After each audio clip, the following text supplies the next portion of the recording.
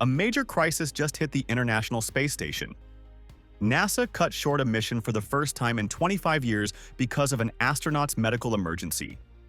Crew 11 is returning home a full month early in February. This sounds like an isolated incident, but it's not. This sudden change has triggered a cascade across NASA's entire flight schedule. The disruption points to a much deeper problem that goes far beyond low Earth orbit. Follow the domino trail, and it leads directly to Artemis 2.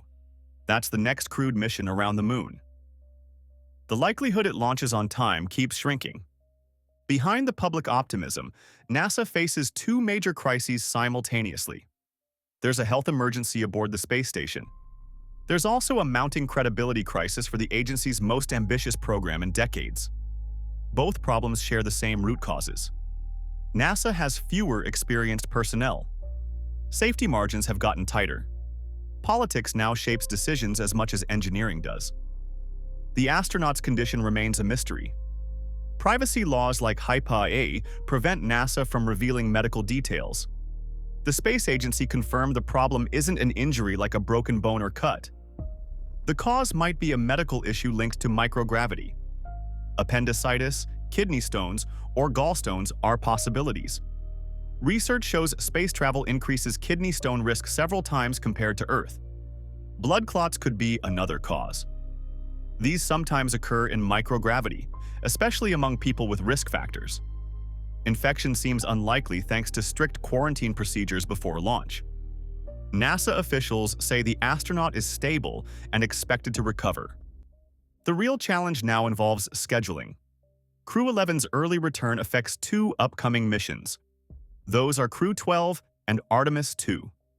Current plans have Crew 11 ending their mission in January. Crew 12 is scheduled to launch no earlier than February 15th. This timing could leave just one American astronaut on the space station briefly. NASA is reviewing whether Crew 12's launch can move up earlier. It's unlikely the new crew will depart before Crew 11 returns. Even if Crew 12 launches in early February, that overlaps with Artemis 2's planned launch window. Artemis 2 will take priority in this scenario. This could create a brief staffing gap aboard the space station. Launching Crew 12 in late January is also unlikely. Final certifications must be completed before liftoff. These include static fire tests and flight termination checks. With Crew 11's return still pending, an earlier launch would be extremely difficult. Many observers doubt Artemis 2 will actually launch in February. This skepticism persists despite NASA's confident statements about hardware readiness. Their doubt makes sense given the agency's recent internal troubles. NASA has experienced massive upheaval over the past year. Many long-serving employees have left the agency.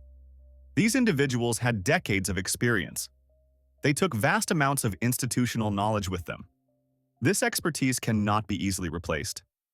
The shortage of deeply experienced personnel raises concerns about higher operational risks. This issue goes beyond simple staffing numbers. It directly impacts NASA's ability to handle complex technical problems. During the Artemis 1 mission, the Orion spacecraft suffered significant heat shield damage during re-entry. Engineers have implemented design changes since then. They've also adjusted flight parameters to improve safety. However, the absence of veteran experts raises questions about NASA's response capabilities. Crew safety depends on several critical factors. Teams must interpret sensor data quickly and accurately. They need fast responses to abnormal readings. Sound judgment during time-critical launch windows is essential. When the most experienced decision-makers leave the room, the margin for human error shrinks. External pressures add to these internal problems. Some critics worry NASA might rush to meet symbolic milestones. One example is aligning Artemis 2's launch with America's 250th anniversary. NASA officials have dismissed these claims. They point to prior launch delays as proof that safety remains the top priority. Even so, the perception persists that political or ceremonial goals influence the schedule. Minor disruptions could easily derail the timeline. A government shutdown could suspend essential operations. Small technical issues could force last-minute delays. These might include faulty sensors or problems with ground support equipment. Sending astronauts on a lunar mission with a relatively new team carries inherent risk. Technology can reduce uncertainty, but cannot replace insight and instinct.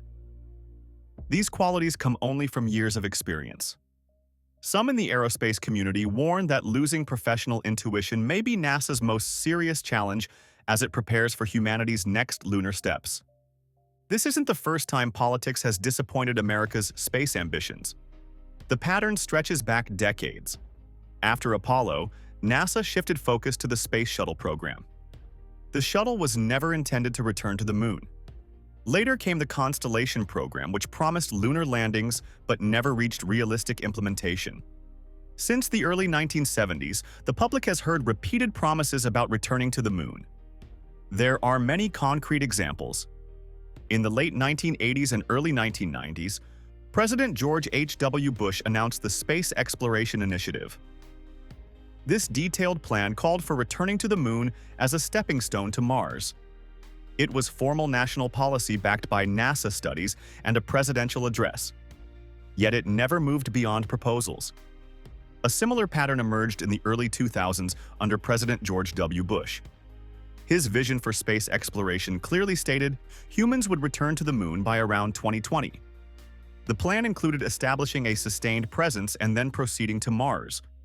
The Constellation program was supposed to carry out this mission using Ares rockets and the Altair lunar lander. Billions of dollars were spent and hardware was built. The program was ultimately canceled before completion. The cycle continued into the 2000s. During the Obama administration, focus quietly shifted away from the moon. It was never completely ruled out, though. Then the Trump administration revived the goal under a new name called Artemis. Once again, the language was bold and optimistic. NASA officials, presidents, and lawmakers promised America would soon return to the lunar surface to stay. Yet the timeline has slipped repeatedly. Artemis II, Artemis III, commercial lunar landers, the Lunar Gateway. Each milestone has seen dates pushed back, mission structures reworked, and costs revised. Progress has been made, hardware has been built and tested. But for over 50 years, the same message gets repeated. We are about to go back to the moon. For over 50 years, that return has not happened. People who say they've heard promises their whole lives aren't speaking from cynicism. They're describing a recurring pattern. Announcements, funding surges, program cancellations, and restarts stretch from the post-Apollo years to today. Their skepticism makes complete sense. There's another possibility to consider. Perhaps the real driving force behind Artemis isn't exploration but competition. The fear that another nation, especially China, might establish a lunar foothold first. It's an uncomfortable truth that many in Washington understand clearly. Without Chinese competition, Artemis might not exist in its current form. Political will and funding have always depended on strategic rivalry. By 2025, NASA will have spent an estimated $93 billion on the Artemis program. Each Space Launch System flight costs roughly $4.1 billion. That's more than some nations spend on their entire space programs annually. For that money, we've gotten one uncrewed test flight. No moon landing yet. No base. Just proving we can do what we accomplished 50 years ago, but slower and more expensive. Normally, Congress would ask hard questions. Why are we spending this much? What's the return on investment? Can we afford it? But they're not asking those questions because China changed the equation. In 2019, China landed on the far side of the moon. They became the first nation ever to accomplish that. In 2020, they returned lunar samples. These weren't lucky achievements. They were systematic capability demonstrations. Now, China is building the International Lunar Research Station with Russia and other partners. The target date is 2035 for a permanent base. Crewed missions start around 2030. The location is the Moon's South Pole, the same place NASA selected because of water ice. Here's what matters most. Whoever gets there first sets the rules. The Outer Space Treaty says you can't claim territory, but it allows safety zones around active operations. First presence becomes control.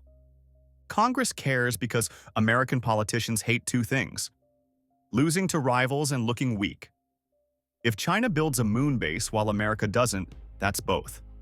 Suddenly, $93 billion doesn't seem too expensive.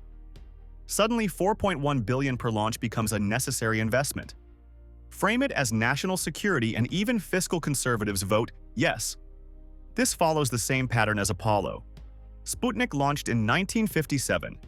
Americans panicked. NASA got funded. We reached the moon in 1969. The moment Soviet competition ended, Apollo was cancelled. No rival meant no budget. Artemis survives because China provides that rival. Remove the competition, and funding disappears within 2 years. But here's the fundamental problem. The Space Launch System can't actually compete. It flies once per year. China is planning monthly missions. The Space Launch System delivers 27 tons to the moon. China's planning similar or better capabilities with their Long March 9 rocket. You can't win a space race flying once per year at $4 billion per launch. You need high flight rates and low costs. That's why Starship matters strategically. Not just because it's cheaper, but because it's the only system that can match China's planned operational tempo.